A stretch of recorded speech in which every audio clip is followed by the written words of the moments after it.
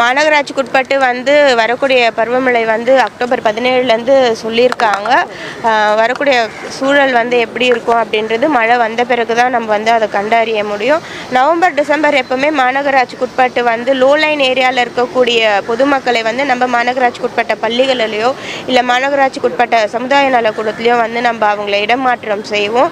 இப்போ நவம்பர், டிசம்பருக்கு முற்றிலுமாக மாநகராட்சிக்குட்பட்ட இந்த சமுதாய நலக்கூடத்தை எல்லாமே புக்கிங் ஸ்டாப் பண்ணியிருக்கோம். நிறைய பேர் கல்யாணத்துக்கு இல்லை பர்த்டே ஃபங்க்ஷன் இந்த மாதிரிலாம் ப்ரீ புக்கிங் 3 மாதம் 4 மாதத்துக்கு முன்னதாகவே பண்ணுவாங்க.